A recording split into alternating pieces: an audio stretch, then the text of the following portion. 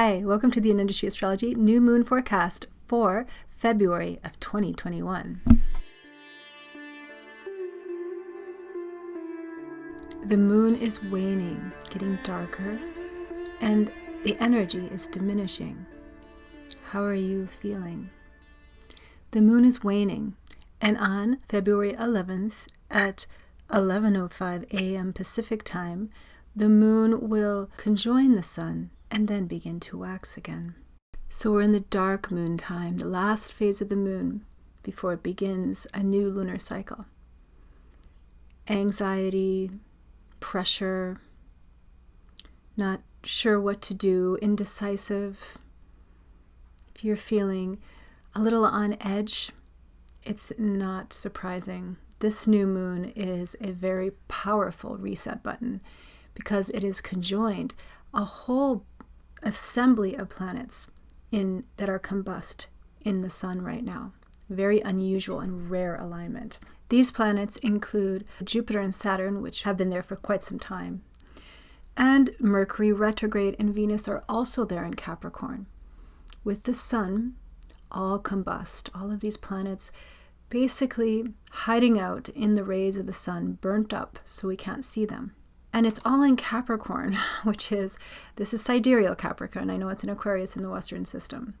But in Vedic astrology, we look at the actual stars that are surrounding these planets. And it is in the sign of Capricorn still. And Capricorn is a very grounded, very, ambitious, very self-aware, very realistic sign.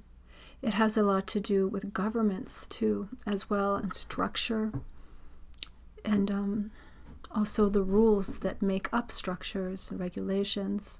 So a lot of Capricorn is, it's resonating with the energy of Saturn, which Saturn is there in Capricorn as well. It's his own sign. So the restrictions and the hard work and diligence that we have to do in order to become resilient and sustainable and thrive in this world. So there's a lot of pressure, right? It's kind of like a pressure cooker. All of these planets right there in Capricorn all together. This new moon is also important because it is the one that heralds the Chinese New Year that will begin in a couple days. This Chinese New Year is the year of the metal ox, the hard-working, diligent and determined energy of the ox. But in Vedic astrology, this particular new moon cycle, is beginning in the nakshatra, the area of the sky, that area of Capricorn, called Dhanishta. Dhanishta nakshatra. Dhanishta nakshatra is called the star of symphony, like divine harmony, and is symbolized by the drum or the damaru that is held in the hand of Lord Shiva as he dances the tandava, this dance of creation and preservation and ultimately destruction, the great cycle of life. So Dhanishta has to do with a very kind of bigger picture. It also is connected to the Vasu, these elemental energies of nature that work together in time, in cycles, in creation. So Dhanishta also has to do with timing, right? And being in sync with the natural rhythms and timing of life. Dhanishta also magnifies intuition, magnifies the sense of timing, but also can magnify the power of music and mantra chanting. So this is a great activity to do if it's, if you want to, or dance to music or listen to music or sing on this new moon. It can greatly, I think, enhance the spiritual power of this new moon. But also this new moon is celebrated in India as Moni Amavasya. Moni literally means silence.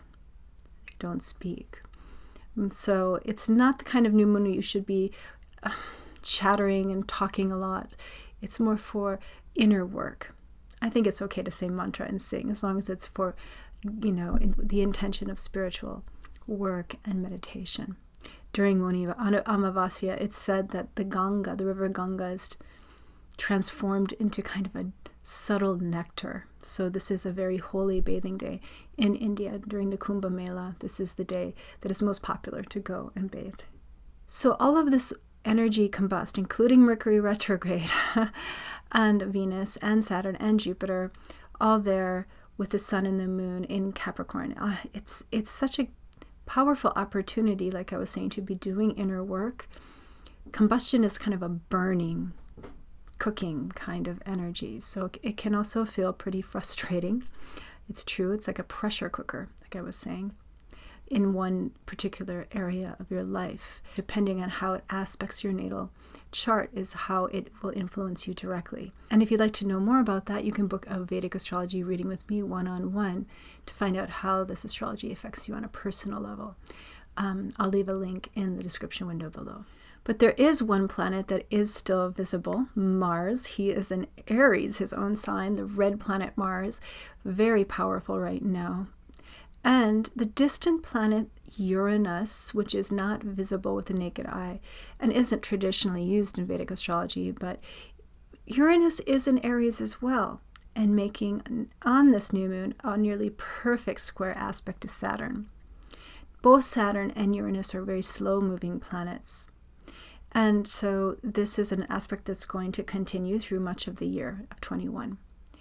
Now, Uranus, like I said, is not a traditional planet, but it is called by the Neo-Vedic astrologers the Awakener, the one who holds the power of revolution, of innovation. Uranus was discovered around the same time as electricity, I believe. And there's something that brightens everything, awakens the mind with Uranus. Now, Saturn is a much older energy, very restrictive and traditional and structured and stable compared to Uranus, which is not so stable. So these two planets that are going to be doing this sort of dance throughout 21 seem to be saying that there is a lot to work out between, now I think, governmental structures at Capricorn energy, Saturn in Capricorn, and Uranus, the individual freedoms and how we work together within our communities and also with the greater systems. On a personal level, this is just enhancing the transformative possibility and the empowering possibility of this new moon, I think. There's so much that we can really change on a deep level right now when it comes to actually how we work authentically with ourselves, what we repress and what we also allow freedom to just be, to who we are authentically, and finding power in that. So this new moon really is a reset, kind of a real reset, kind of like we've been having basically for the last few months with all of this energy in Capricorn. But this is the really big turning point here, because right after this new moon, both the sun and the moon will transit out of Capricorn and into Aquarius and start a very different energy coming in, especially March and April, when Jupiter transits out of Capricorn and into Aquarius as well. So this is a powerful time to be really hunkering down, looking within, and taking this opportunity to explore deeper realms and listen to the sound of your inner wisdom. And okay, so let's just see what the tarot cards have to say about this new moon in Dhanishta.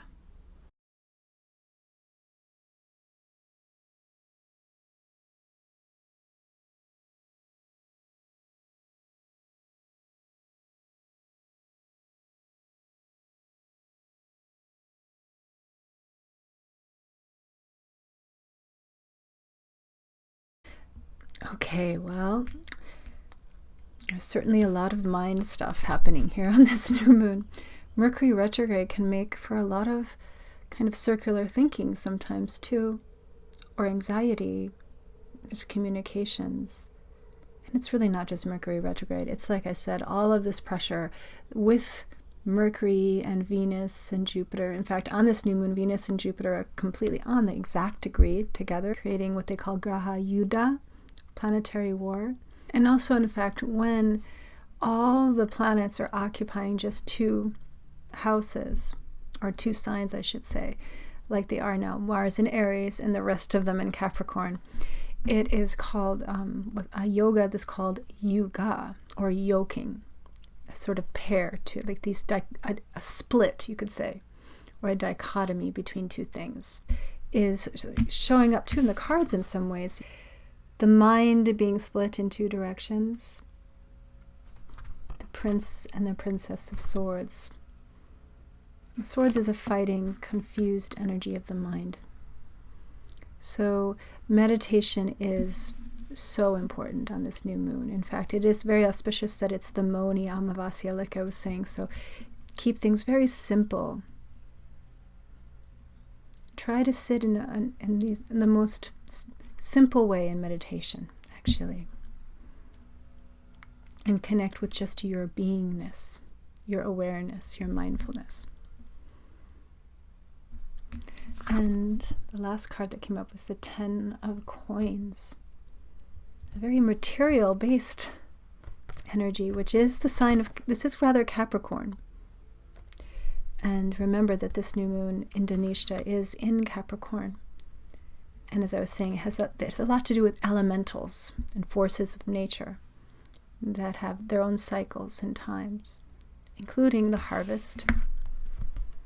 So, yeah, you know, there may be a lot of confusion and stress around money in some of your lives right now, around security, around the future.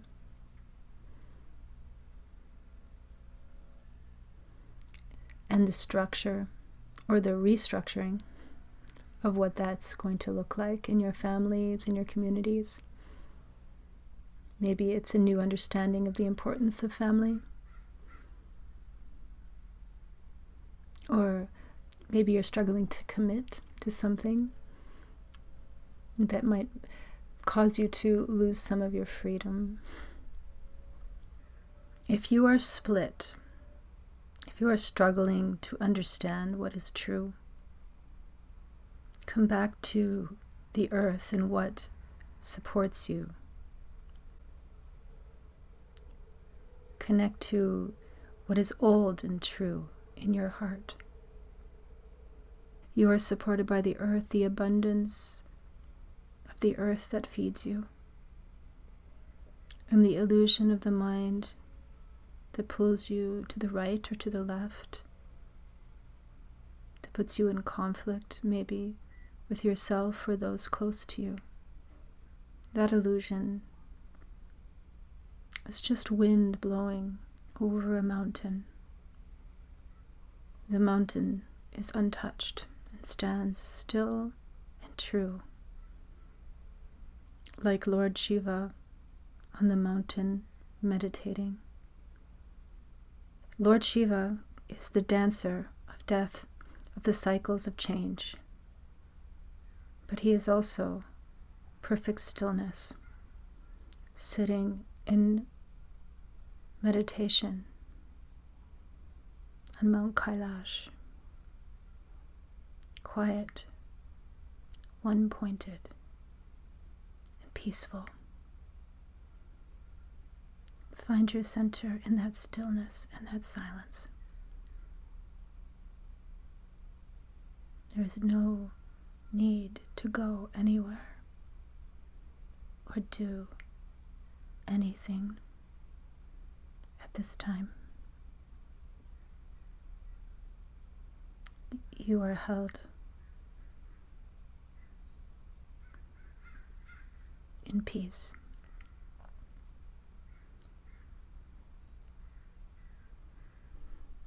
Okay. Well, thank you for coming to the New Moon Vedic Astrology Forecast. My name's Kari or Anandashri. You can book a reading with me online, one-on-one, Vedic Astrology and Tarot card readings I offer. You can check out my website below. I also write a blog, so if you'd like to get on my newsletter, it's free. I write and create videos for every full and new moon. And also, if you want to subscribe to this YouTube channel, take a look at the subscribe button below. Click the bell, whatever, notification button. And I will see you soon on the next full moon coming.